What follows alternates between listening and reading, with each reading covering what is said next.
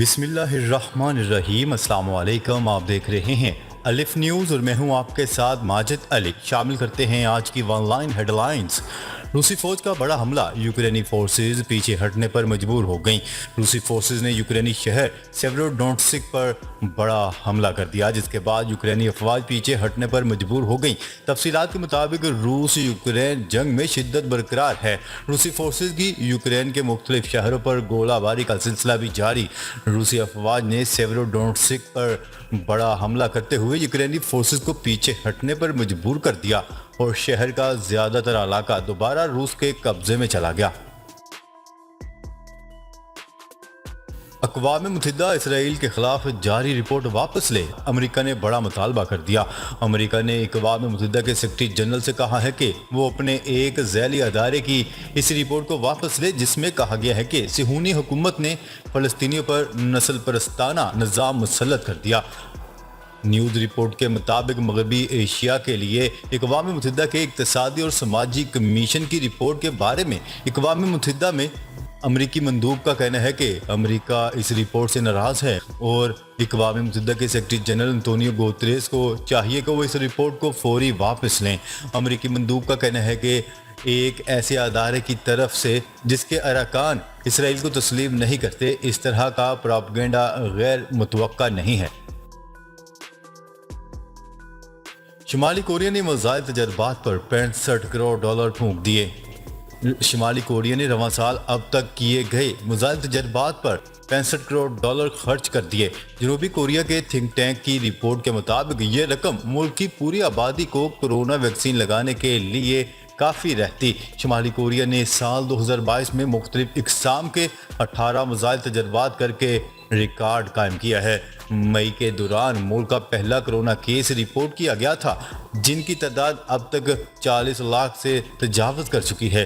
Corona institute of defence analysis کی report کے مطابق صدر کم جونگ ان کی حکومت نے اس سال 33 میزائلوں کی تیاری اور آزمائشی تجربات پر 40 کروڑ سے 65 کروڑ امریکی ڈالر خرچ کیے۔ اسرائیلی وزیراعظم ہنگامی دورے پر متحدہ عرب امارات پہنچ گئے۔ اسرائیل کے وزیراعظم نفتالی بنیٹ نے متحدہ عرب امارات کا اچانک دورہ کیا ہے۔ عالمی خبرساں ادارے کی رپورٹ کے مطابق اسرائیلی وزیراعظم کا دورہ ایران کے جوہری معاہدے سے متعلق اہم امور کی ایک کڑی ہے۔ الجزیرہ کی رپورٹ کے مطابق نفتالی بنیٹ کا دورہ ابوظہبی کا دوسرا عوامی دورہ ہے، جس سے اسرائیل اور متحدہ عرب امارات کے درمیان 2020 میں باضابطہ طور پر تعلقات معمول پر آئے ہیں۔ اس حوالے سے اسرائیلی وزیراعظم کے دفتر سے جاری ایک بیان میں کہا گیا ہے کہ اسرائیلی رہنما متحدہ عرب امارات کے صدر شیخ محمد بن زاید ال نہیان سے ملاقات کریں گے اور دونوں مختلف علاقائی مسائل پر تبادلہ خیال کریں گے، جس میں ایران ایجنڈے میں سر فہرست ہونے کا امکان ہے۔ گستاخانہ بیان کی مذمت کرنے پر اسد اویسی کے خلاف مقدمہ درج۔ آل انڈیا مجلس اتحاد مسلمین کے صدر اسد الدین اویسی کے خلاف مقدمہ درج کر لیا گیا۔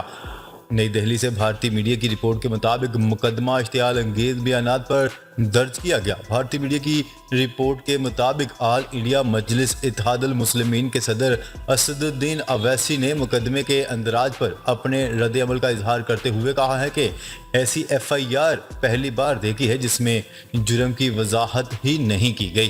انہوں نے کہا ہے کہ ہم ان ہتھ کنڈوں سے خوفزدہ نہیں ہوں گے۔ اسد الدین اویسی کا کہنا تھا کہ نفرت انگیز تقاریر پر تنقید اور نفرت انگیز تقاریر کرنے میں فرق ہے۔ پاکستان کے نوجوان فاسٹ باؤلر محمد حسنین کا بولنگ ایکشن کلیئر قرار دے کر انہیں ہر قسم کی کرکٹ میں دوبارہ بولنگ کی اجازت دے دی گئی۔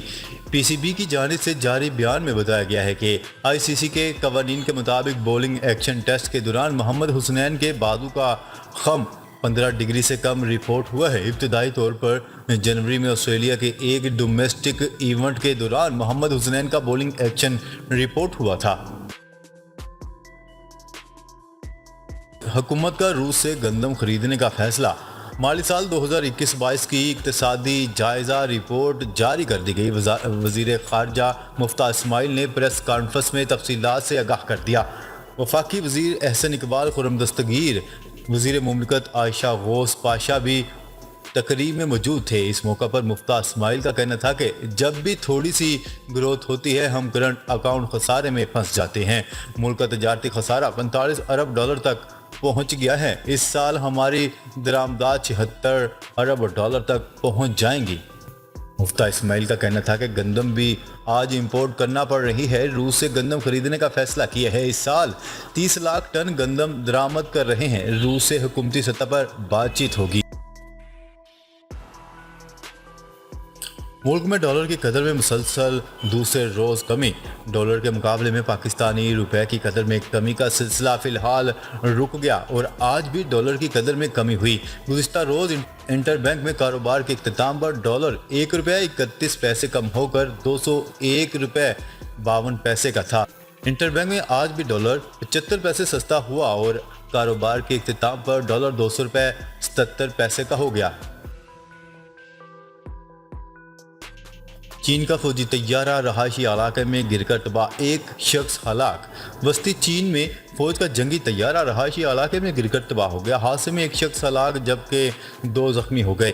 غیر ملکی میڈیا کی رپورٹ کے مطابق چینی فوج کے جنگی طیارہ گرنے کا واقعہ صوبہ ہوبے کے شہر شینانگ یانگ میں پیش آیا، جس کے باعث متعدد رہائشی عمارتوں کو نقصان پہنچا۔ طیارہ حادثے میں پائلٹ پیراشوٹ کے ذریعے بحفاظت جہاز سے نکلنے میں کامیاب رہا۔ لوگوں کو اب پتہ چلے گا کہ اصل مہنگائی کیا ہے۔ Imran Khan. Pakistan Tehreek Insaf P T I کے چیئرمین عمران خان نے معاشی اصلاحات سے متعلق اظہار خیال کرتے ہوئے کہا ہے کہ لوگوں کو اب پتہ چلے گا کہ اصل مہنگائی کیا ہے۔ ہمارے دور میں بھی مہنگائی تھی لیکن ہم نے IMF کا دباؤ برداشت کیا۔ انہوں نے حکمران جماعت مسلم لیگ نون کو مخاطب کرتے ہوئے کہا ہے کہ ہمیں کہتے تھے کہ مہنگائی ہے، ان کی مہنگائی ہم سے 3 گنا بڑھ جائے گی۔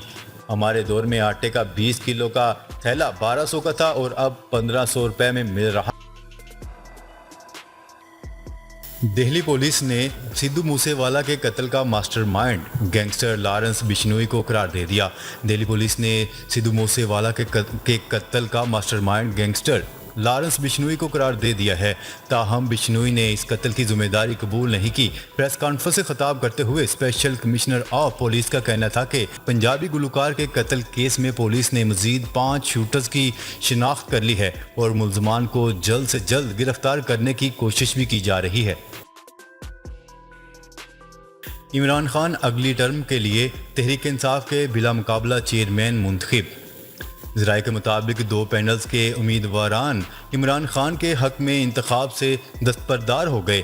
ایک پینل کی سربراہی عمر سرفراز چیمہ جبکہ دوسرے کی نیک محمد کر رہے تھے۔ دوسری جانب شاہ محمود قریشی وائس چیئرمین، اسد عمر مرکزی سیکرٹری جنرل بن گئے۔ آل پاکستان انجمن تاجران نے 8 بجے دکانیں بند کرنے کی تجویز مسترد کر دی۔ صدر آل پاکستان انجمن تاجران اجمل بلوچ کا کہنا تھا کہ تاجر کسی صورت اپنا کاروبار شام 8 بجے بند نہیں کریں گے۔ حکومت تاجر برادری کے لیے آسانیاں پیدا کرے نہ کہ مشکلات۔ ہر اس سیکٹر کی بجلی بند کی جائے جو مفت میں استعمال ہو رہی ہے۔ کراچی والوں کے لیے بجلی 7 روپے 80 پیسے فی یونٹ مہنگی کرنے کی منظوری۔ نیپرا نے کراچی والوں کے لیے بجلی 7 روپے 80 پیسے فی یونٹ مہنگی کرنے کی منظوری دے دی۔ نیپرا نے اضافے کی منظوری 2 مختلف سماحی ایڈجسٹمنٹ کی مد میں دی ہے۔ سابق وزیر خزانہ شوکت ترین نے حکومت کو مہنگائی کم کرنے کا فارمولہ بتا دیا۔ کہا ہم نے ان کو راستہ بتا دیا ہے، ان کو روس جانا چاہیے۔ وزیر خزانہ شوکت ترین کا کہنا تھا کہ میری بات مانیں، ابھی بھی روس جائیں، 30% ابھی بھی بچت ہوگی۔ عوام کو ٹارگیٹڈ سبسڈی دیں، مہنگائی نیچے آئے گی، پیسے بچیں گے۔ انہوں نے کہا ہے کہ یہ کہتے ہیں ہم IMF کے معاہدے سے پیچھے ہٹے۔ مجھے IMF نے قیمتیں بڑھانے کا کہا، میں نے انکار کر دیا۔ میں نے IMF کو کہا کہ قیمتیں بڑھا کر نہیں، ٹیکس بڑھا کر پیسے اکٹھے کروں گا۔ ہم نے IMF کو منا لیا تھا، ہم نے ان کو پلان بتا دیا تھا، ہم نے معاہدہ پورا کیا۔ میں نے IMF کو حل بتایا تھا۔ ویب سائٹ پر معاہدے موجود ہیں۔ ناظرین، اب تک کے لیے اتنا ہی۔ مزید خبریں لے کر بہت جلد آپ کی خدمت میں حاضر ہوں گے۔ تب تک کے لیے اپنا خیال رکھیے گا۔ اللہ نگہبان۔